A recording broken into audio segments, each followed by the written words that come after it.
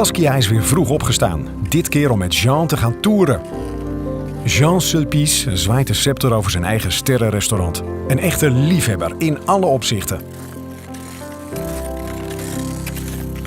Alors moi je suis arrivé donc à Val Thorens en 2002, complètement par hasard pour faire une saison d'hiver. Et puis d'une saison d'hiver, ça fait 14 ans que je suis installé sur Val Thorens.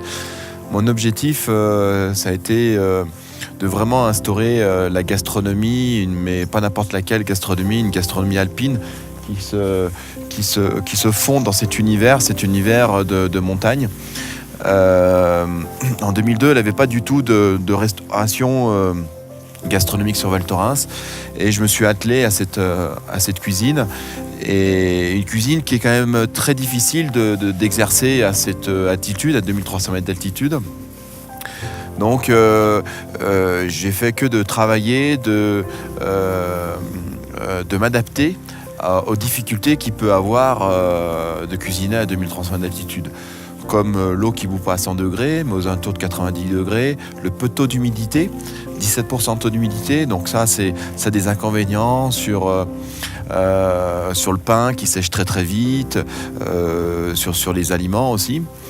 Et puis l'approvisionnement des marchandises, la route peut être coupée de temps en temps, donc l'approvisionnement de la marchandise est plus compliqué que dans la plaine.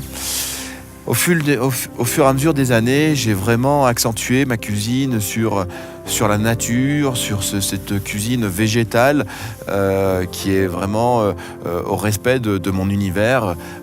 Voilà, Val Thorens est vraiment installé proche du parc de la Vanoise, dans une vallée, au bout d'une vallée, la vallée des Bellevilles. Et donc cette cuisine aujourd'hui me colle à la peau parce que je suis un chef où j'apprécie beaucoup le sport, et pour moi c'était évident de venir m'exprimer dans cette station-là. Pour moi le sport c'est un équilibre dans ma passion de mon métier, et le ski ne me permet pas, avec mon emploi du temps, de pouvoir dévaler les pistes toute la journée, car avec mon emploi du temps, je ne peux pas le faire. Et du coup, j'ai trouvé un moyen pour pouvoir profiter de ce ski, mais un ski beaucoup plus paisible et vraiment à l'écoute de la montagne. Et pour voir le lever du soleil et admirer ces sommets, c'est la randonnée, c'est la peau de phoque. Et donc, régulièrement, le matin, je prends mes skis de peau de phoque et je monte soit à Péclet, soit à la cime Caron, au Mont de la Chambre.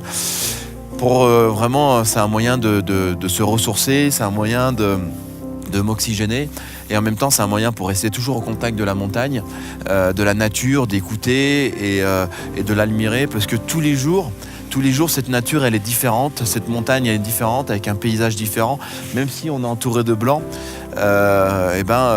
Avec les couleurs du soleil, suivant la saisonnalité, la montagne ne sera pas pareille, et ça c'est important pour moi d'être au contact, parce que ma cuisine, c'est un fil conducteur avec ma cuisine elle est proche de cette nature, et pour moi c'est important de toujours rester au contact de cette nature à travers du sport.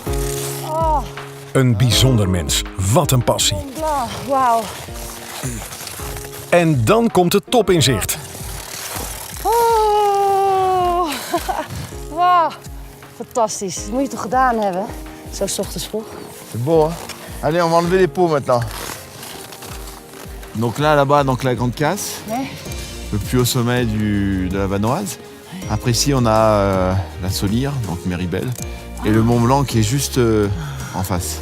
So beautiful. En dan is het tijd om weer af te dalen.